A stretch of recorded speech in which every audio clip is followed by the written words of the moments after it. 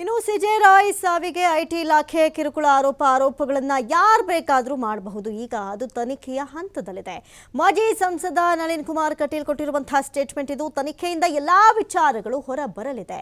ನಂತರ ಆ ವಿಚಾರದ ಬಗ್ಗೆ ಚರ್ಚೆ ಮಾಡಬಹುದು. ಈಗ ಆ ಬಗ್ಗೆ ಚರ್ಚೆ ಸರಿಯಲ್ಲ. ಪೂರ್ಣ ತನಿಖೆ ಬಳಿಕ ಇದಕ್ಕೆ ಏನಾಗಿರಬಹುದು, ಏನಾಗಿದೆ ಅನ್ನುವ ವಿಚಾರ ಉತ್ತರ ಸಿಗಲಿದೆ. ಮಂಗಳೂರಿನಲ್ಲಿ ನಳಿನ್ ಕುಮಾರ್ ಕಟೀಲ್ ಕೊಟ್ಟಿರುವಂತಹ ಸ್ಟೇಟ್ಮೆಂಟ್ ಇದು. ಒಂದು ಕಡೆ ಐಟಿ ಇಲಾಖೆಯ ಅಧಿಕಾರಿಗಳ ಒಂದು ಕಿರುಕುಳಕ್ಕೆ ಬೇಸತ್ತು ಆತ್ಮಹತ್ಯೆಗೆ ಶರಣಾಗಿದ್ದಾರೆ ಎನ್ನುವಂತಹ ಅತಿ ದೊಡ್ಡ ಆರೋಪ ಇದೆಯಲ್ಲ, ಈ ಆರೋಪಗಳನ್ನು ಯಾರು ಬೇಕಾದರೂ ಈಗ ಮಾಡಬಹುದು. ಅವರಿಲ್ಲ, ಏನಾಗಿದೆ ಅಂತ ಹೇಳೋದಕ್ಕೆ ಅವರಿಲ್ಲ.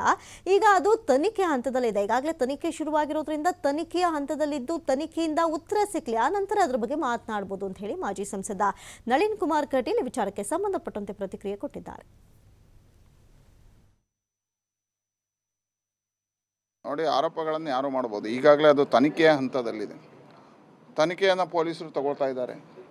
ಎಲ್ಲ ರೀತಿಯ ತನಿಖೆಗಳಾಗಲಿ, ಆ ನಂತರ ಹೊರಗೆ ಬಂದ ಮೇಲೆ ಅದರ ವಿಚಾರಗಳನ್ನು ಚರ್ಚೆ ಮಾಡ್ಬೋದು ಹೊರತು ಇವತ್ತು ಚರ್ಚೆ ಮಾಡುವಂಥದ್ದು ಸರಿಯಲ್ಲ ಅಂತ ನನಗೆ ಅನಿಸಿದೆ. ಯಾಕೆಂದರೆ ಒಂದು, ತನಿಖೆಯ ದಾರಿ ತಪ್ತದೆ. ಎರಡನೇದು, ಈ ರೀತಿಯ ಅಪಪ್ರಚಾರಗಳಿಂದ ಗೊಂದಲಗಳಿಗೆ ಕಾರಣ ಆಗ್ಬೋದು. ಅವ್ರ ಮನೆಯವರಿದ್ದಾರೆ, ಬಾಕಿ ಎಲ್ಲರೂ ಅದಕ್ಕೆ ಎಲ್ಲ ರೀತಿಯ ಯೋಚನೆಗಳನ್ನು ಮಾಡಿಕೊಂಡು ತೀರ್ಮಾನವನ್ನು ತಗೋತಾರೆ. ವಿಶೇಷವಾಗಿ ತನಿಖಾ ಸಂಸ್ಥೆಗಳು ಸರಿಯಾಗಿರ್ತಕ್ಕಂಥ ದಾರಿಯಲ್ಲಿ ತನಿಖೆ ಮಾಡೋದಕ್ಕೆ ನಾವೇನಾದರೂ ಹೇಳಿಕೆಗಳನ್ನು ಕೊಟ್ಟರೆ ತೊಂದರೆ ಆಗುತ್ತೆ ಅನ್ನತಕ್ಕಂಥ ಕಾರಣಕ್ಕೋಸ್ಕರ ಪೂರ್ಣ ರೀತಿಯ ತನಿಖೆ ಆಗಲಿ, ತನಿಖೆ ಆದಮೇಲೆ ಉತ್ತರಗಳು ಸಿಗುತ್ತವೆ. ನೋಡಿ,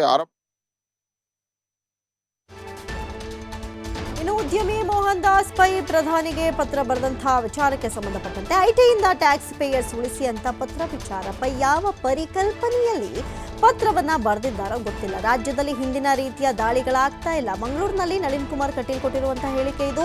ಐಟಿ ದಾಳಿ ಯಾವುದೋ ಕಾರಣಕ್ಕೆ ಉದ್ಯಮಿಗಳ ಮೇಲೆ ಆಗುತ್ತೆ, ರಾಜಕೀಯ ಕಾರಣಕ್ಕೆ ಆಗುತ್ತೆ ಅನ್ನೋದು ಸರಿಯಲ್ಲ. ಬಿಜೆಪಿ ನಾಯಕರ ಮೇಲೂ ಐಟಿ ದಾಳಿ ಆಗಿದೆ, ಅವರು ಕೂಡ ಅದರಲ್ಲಿ ಸಿಲುಕು ಹಾಕೊಂಡಿದ್ದಾರೆ ಅಂತ ಹೇಳಿ ಮಾಜಿ ಸಂಸದ ನಳಿನ್ ಕುಮಾರ್ ಕಟೀಲ್ ಮಾತನಾಡಿದ್ದಾರೆ. ಇನ್ನು ಉದ್ಯಮಿ ಬರೆದಂತಹ ಪತ್ರ ಏನಿದೆ ಅದರಲ್ಲಿ ಒಂದು ಸ್ವಲ್ಪ ಒತ್ತಾಯಿಸಲಾಯಿತು. ಉದ್ಯಮಿಗಳು ಈ ರೀತಿ ಐಟಿ ದಾಳಿಗಳಿಂದ ಬೇಸತ್ತು ಆತ್ಮಹತ್ಯೆಗೆ ಶರಣಾಗ್ತಾ ಇದ್ದಾರೆ. ನಾವು ಗಮನಿಸಬಹುದು, ಸಿಸಿಡಿ ಸಿದ್ಧಾರ್ಥ ಆಗಿರಬಹುದು, ಜೊತೆಗೆ ಈಗ ಸಿಜೆ ರಾವ್, ಇಂಥ ಪ್ರಕರಣಗಳು ಪದೇ ಪದೇ ಬಂದಾಗ ಉದ್ಯಮಿಗಳಿಗೆ ಒಂದಷ್ಟು ಭಯವಾಗುತ್ತೆ ಅಂತ ಹೇಳಿ ಉದ್ಯಮಿ ಮೋಹನ್ ದಾಸ್ ಪೈ ಪ್ರಧಾನಿ ಅವರಿಗೆ ಪತ್ರ ಬರೆದಂತಹ ವಿಚಾರಕ್ಕೆ ಸಂಬಂಧಪಟ್ಟಂತೆ ನಳಿನ್ ಕುಮಾರ್ ಕಟೀಲ್ ಮಾತನಾಡಿದ್ದಾರೆ.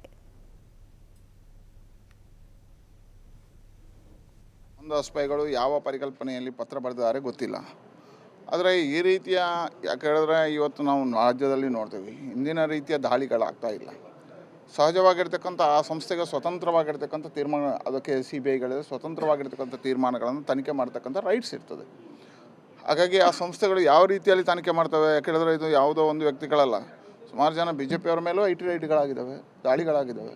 ತುಂಬ ಜನ BJP ಪ್ರಮುಖರು ಇದಕ್ಕೆ ಸಿಲುಕೊಂಡಿದ್ದಾರೆ. ಹಾಗಾಗಿ ಇದು ರಾಜಕೀಯ ದ್ವೇಷದ ಕಾರಣಕ್ಕೋಸ್ಕರ ಆಗ್ತದೆ, ಯಾವುದೋ ಕಾರಣಕ್ಕೂ ಉದ್ಯಮಿಗಳ ಮೇಲೆ ಆಗ್ತದೆ ಅನ್ನುವಂಥದ್ದು ಸರಿಯಲ್ಲ. ಆದರೆ ಇದೆಲ್ಲವನ್ನು ಮೋಹನ್ ದಾಸ್ ಪೈಗಳು ಯಾವ ಕಲ್ಪನೆಯಲ್ಲಿ ಹೇಳಿದ್ದಾರೆ ಅನ್ನುವಂಥ ನನಗೇನು ಗೊತ್ತಿಲ್ಲ. ಮೋಹನ್ ದಾಸ್ ಪೈಗಳು ಯಾವ ಪರಿಕಲ್ಪನೆಯಲ್ಲಿ